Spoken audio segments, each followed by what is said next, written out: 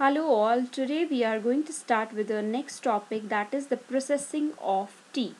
Processing of tea is like how we get a perfectly brewed cup of tea from the tea plant, that is Camellia sinensis.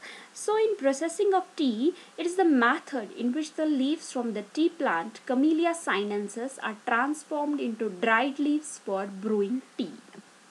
Although each type of tea has a different taste, for example, white tea, black tea, green tea, they have different taste, smell, visual appearance. Tea processing for all tea types consists of a very similar set of methods with only minor variations. Number first step in tea processing process is plucking.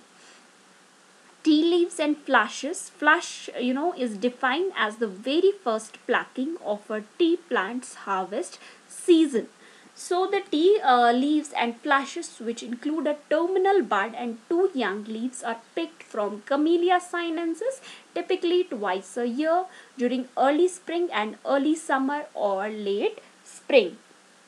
Depending upon the skill of the picker, hand picking is performed by pulling the flush with a snap of the forearm, arm, or even the shoulders, with the picker grasping the tea shoot using the thumb and the forefinger, with the middle finger sometimes used in combination. It's a very important step or technique, you can say. The labor which does the job of plucking should be skilled enough to do this job of plucking. In the hand picking, it's made sure that the tea leaves are not damaged or bruised. Here you see, this is the technique by which they pluck the tea leaves.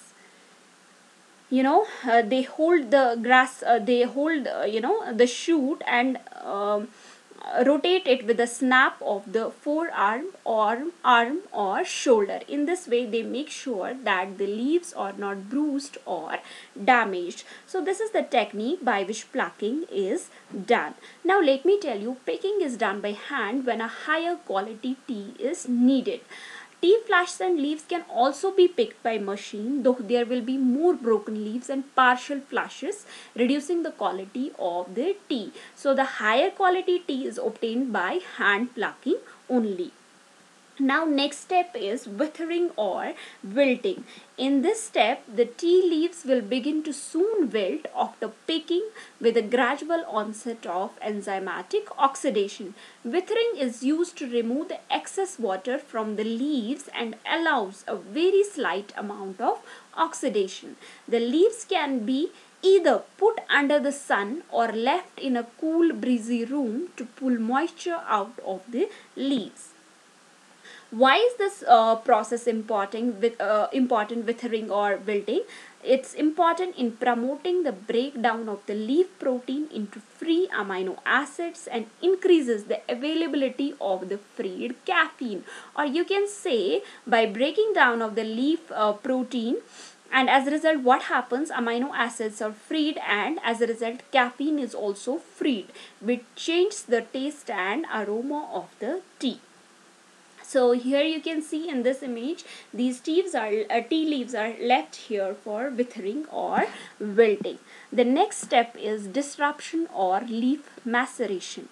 The tea leaves are bruised or torn in order to promote and quicken the oxidation process. The leaves may be lightly bruised on their edges by shaking and tossing in a bamboo tray or tumbling in baskets.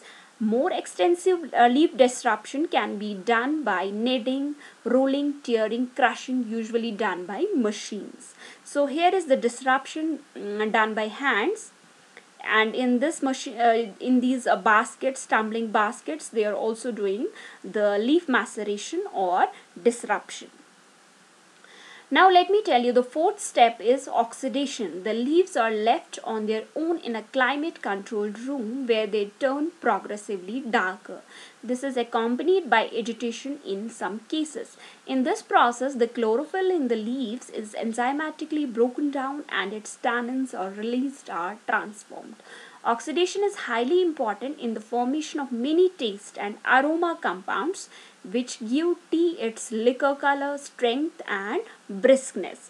So oxidation does what? It does the breakdown of the chlorophyll and helps in the formation of many compounds which give the tea its aroma and its color.